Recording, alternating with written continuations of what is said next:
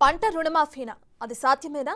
అమలు చేయడానికి ఎన్ని వేల కోట్ల నిధులు అవసరమవుతాయో ముఖ్యమంత్రికి తెలుసా? అలవి కాని హామీలిచ్చి ఫెయిల్ అవుతారు. ఇది మొన్నటి వరకు ప్రతిపక్ష బీఆర్ఎస్ విమర్శలు. కానీ అసత్యాన్ని సుసాధ్యం చేసి ప్రతిపక్షాల విమర్శలకు ఫుల్ స్టాప్ పెట్టారు సీఎం రేవంత్ రెడ్డి.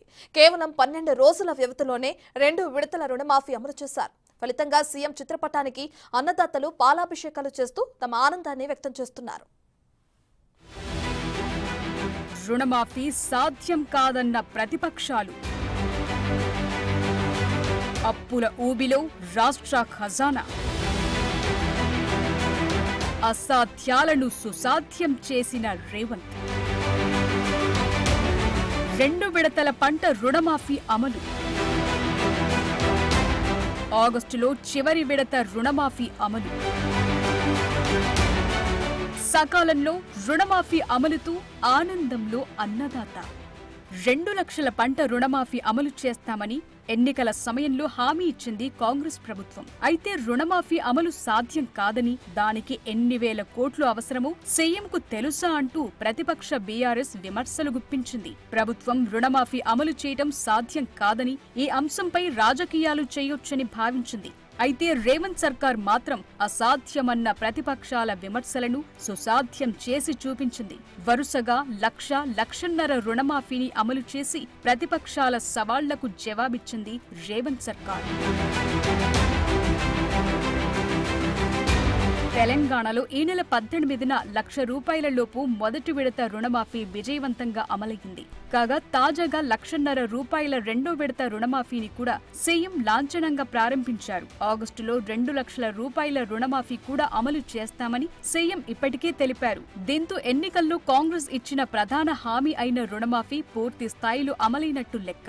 దశల వారీగా పంట రుణమాఫీ అమలుతూ రైతు వేదికలు, జిల్లా కలెక్టరేట్ల వద్ద రైతులు సందడి చేస్తున్నారు. తమ ఆనందాన్ని వ్యక్తం చేస్తున్నారు. రాష్ట్ర వ్యాప్తంగా కేవలం 12 రోజుల వ్యవధిలోని 2 విడతల రుణమాఫీ అమలయ్యింది. దీంతో లక్షల మంది రైతుల ఖాతాల్లోకి 12,224 కోట్ల రూపాయలు జమయ్యాయి. 2 విడత రుణమాఫీని అసెంబ్లీ ప్రాంగణంలో లాంఛనంగా ప్రారంభించారు సీఎం. రుణమాఫీ చెక్ను రైతుల చేతికి అందజేసి రాష్ట్ర వ్యాప్తంగా రైతుల ఖాతాల్లోకి 2వ విడత రుణమాఫీ నిధులు జమ చేసే ప్రక్రియను ప్రారంభించారు. ఎన్నికల్లో హామీ ఇచ్చినట్టుగానే ఆగస్టులో 3వ విడత రుణమాఫీ అమలు చేయనున్నట్లు సీఎం ప్రకటించారు. దీంతో మొత్తం 31,000 కోట్ల రూపాయల రుణమాఫీ ప్రక్రియ పూర్తవుతుంది. కేవలం పాస్బుక్ల ఆధారంగానే రుణమాఫీ అమలు చేస్తున్నట్లు ప్రభుత్వం తెలిపింది. అధికారంలోకి వచ్చిన మొదటి 6 నెలల్లోనే కేవలం వారాల వ్యవధిలోనే విడతల వారీగా 2 లక్షల రుణమాఫీ చేస్తోంది ప్రభుత్వం. తెలంగాణలో గత ప్రభుత్వం 10 ఏళ్లలో కనీసం ₹1,00,000 రుణమాఫీ కూడా సజావుగా చేయలేకపోయిందనే విమర్శలున్నాయి. గత పాలకులు రాష్ట్రంపై మోపిన అప్పుల భారాన్ని భరిస్తూనే కాంగ్రెస్ ప్రభుత్వం రైతులకు ఇచ్చిన మాటను నిలబెట్టుకుంటూ 2 లక్షల రూపాయల రుణమాఫీని విడతల వారీగా అమలు చేస్తోంది.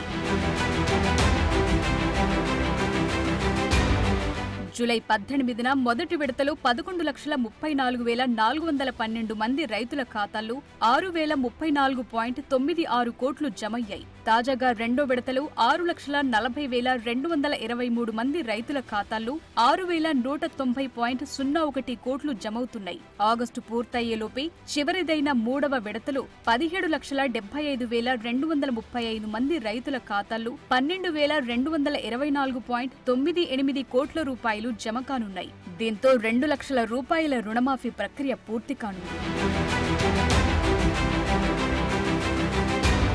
గత ప్రభుత్వ హయాంలో కనీసం ₹1,00,000 రుణమాఫీ కూడా సజావుగా జరగలేదని రైతులే స్వయంగా చెప్తున్నారు. కాగా ప్రస్తుత ప్రభుత్వం కేవలం వారాల వ్యవధిలోనే ఇచ్చిన హామీని నిలబెట్టుకోవడంతో రైతుల్లో ఆనందం వెల్లివిరుస్తోంది.